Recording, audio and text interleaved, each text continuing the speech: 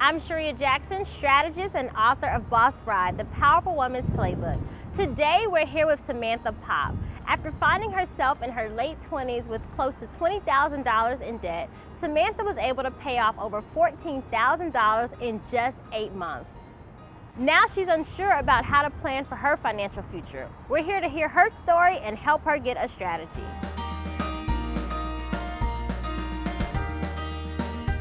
My name is Sam Popp. I am 29 years old and I work as an event planner for a national entertainment brand. About 2 years ago, I was about $20,000 in debt between credit cards and student loans. I was being sued by 2 credit card companies. I was unemployed and had about $300 to my name total. And I wound up going out to eat with a friend of mine who's someone I didn't really know very well.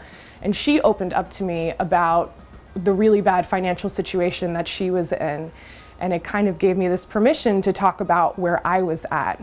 In about 8 months worth of time, I paid off $14,000 worth of debt. Now that I have more money, I'm making more money, I would like to figure out what to do with it. So I am really excited to meet with Pam and Charreah and just get some more advice about where to go to next. Hey Sam. Hey. So happy to be here. Thank you for letting us come by and hear a little bit about your money journey. You have had quite a last year. Catch us up on what's going on. Sure. So in the last year, I've spent a lot of time and effort and money getting right with my debt situation. I was in a huge amount of debt and have just prioritized paying that off and trying to restore some quality back to my mental health. And we can't skip over the amount. You have paid off $14,000 in just 8 months, which is over $2,000 a month almost? I love it. I mean, you are every financial planner's dream because you really have faced the fear. There's so much emotion in our money. But let's go back a little bit before you found yourself in this hole. How did you get here? I moved out of my parents' house when I was 21. I was paying 100% of my own bills from that time on. I've bought myself cars, I put myself through college, and just put myself in debt trying to survive, living on my own, making a very small amount of money. So I'm now working full-time as an event planner for an entertainment brand. I freelance as a social media manager and an event planner. I have a couple of my own event series that I produce. Nice. I had to put them on hold for the last year because I've been so focused on paying off debt. But now that I'm in this much better situation, I'm looking forward to building them back up again. I have a little bit of a savings account now, which is something I'd never had in my entire life.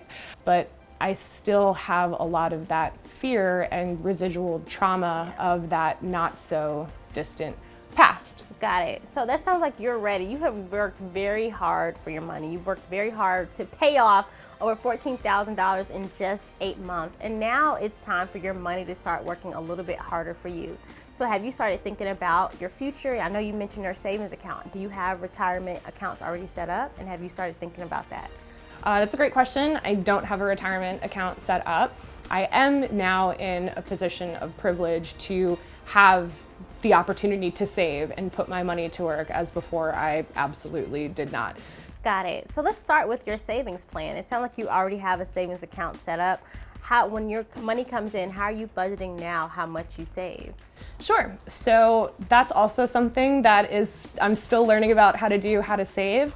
I have 3 savings accounts, actually. I have a small emergency fund. I have a rent fund that there's automatic deductions set up from each time I'm paid, so that at the end of the month, there is exactly the amount that I need for my rent. And then I have this, I call it kind of my blob fund, that I just put money into it and occasionally will take it out if there's fun things that I want to do, or if I want to get my hair done. You call it your blob fund? My blob fund.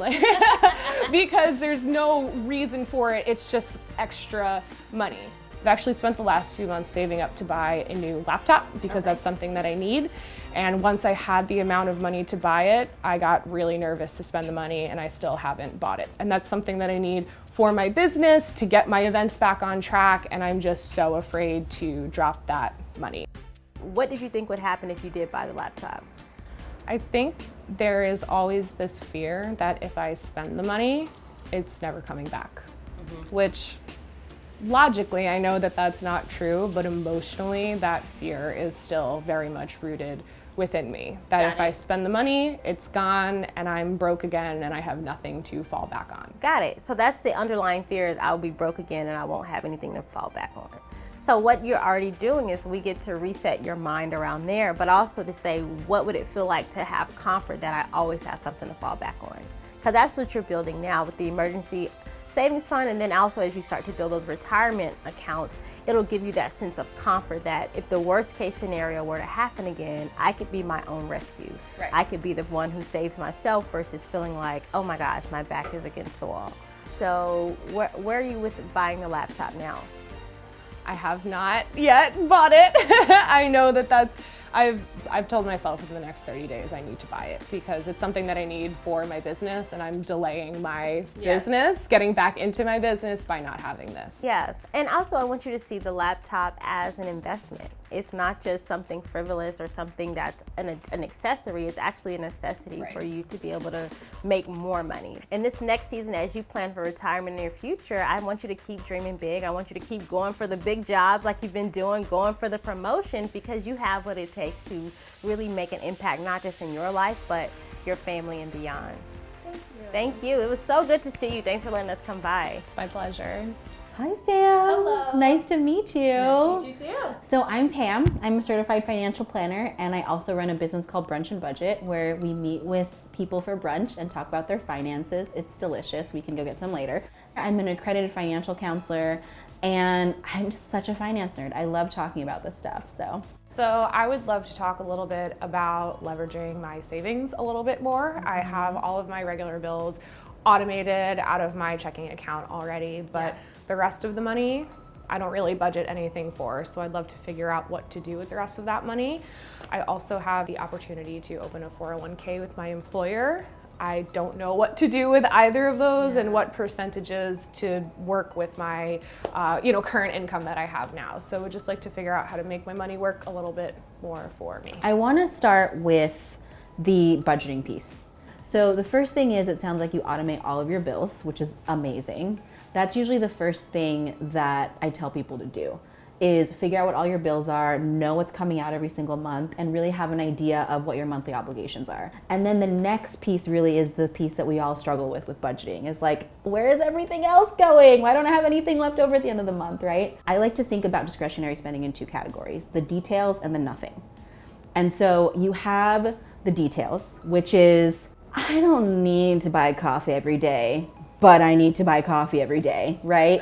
Those are the things, I like to say, the details are the things we tend to feel guilty about buying, right? It's a thing where it's like, it recharges you, it replenishes your willpower, and it kind of gets you going through the week. It's also the thing that people tell you you shouldn't be doing. It's not a necessity. But the reality is, you're taking care of your necessities with your bills. And when it comes to the details, it's gonna be different for everyone, but it's really the thing that you need to include in your budget because it feeds you emotionally. And then when it comes to saving, how much do you have in savings now? I have about, between an emergency fund and just like what I call my blob fund, because I don't really know what I'm saving that money for. It's about $3,000 right now. Awesome. Okay, cool. That's a good cushion. I think the fact that you have this set aside and you have like a month's worth of rent set aside is awesome. This $2,500 blob fund, do you have anything that you might want to get? I really need to buy a new MacBook. What's stopping you from buying it? I saved up all the money. I went on apple.com and I was ready to buy it. And then when I was really faced with the numbers and spending $2,000 on an electronic, I totally froze up and I got really nervous.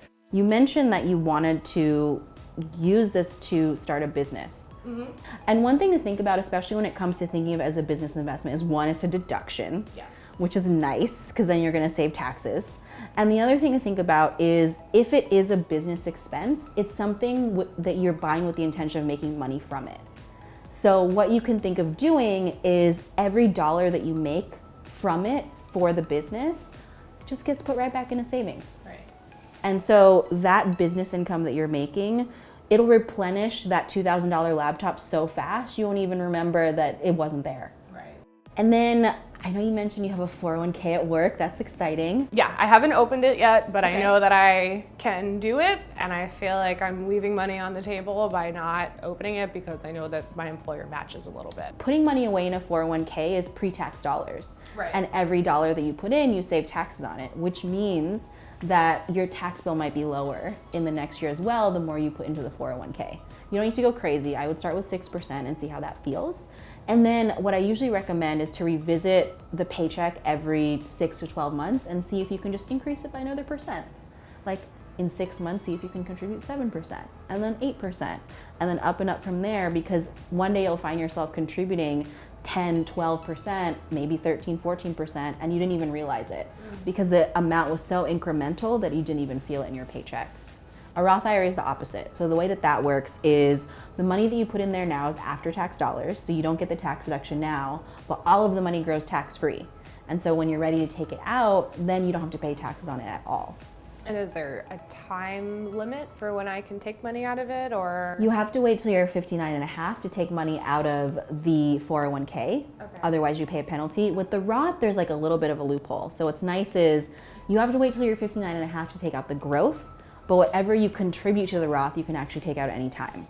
And so that's what I really like about the Roth is there's flexibility there, and you're also within the income limits to still contribute. So it could be a really good way for you to just get started on saving for retirement and also saving for longer term goals and keeping that money invested. Yeah, that sounds like a better way to make it work than just letting it sit there and me not knowing what it is. Yeah, and for what it's sure. doing. It was so great to meet you. So nice to meet you too. So great chatting with you. Thank you, likewise. Being able to talk to Pam and Charreah was really eye-opening. The last couple months, now that I've paid off all this debt, have been really confusing because the money just keeps coming in and I don't know what to do with it. That's a privileged problem to have, of course, but it's led to a lot of confusion and anxiety. So I feel like I've been given a little bit of some permission to spend my money, figure out better ways to have it work for me, and to just not feel so afraid of having it anymore. My advice to anybody watching that is in debt right now and feels super anxious and upset about what's going on is to just understand that a lot of people are in this position. There is help out there. The help is not going to come to you. You have to look out for it.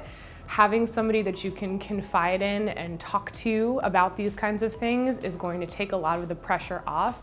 My advice would just be to put your head down, take some responsibility for what you might have done to get yourself into that position, which is super hard, giving yourself permission to forgive yourself and to start this new chapter in your life.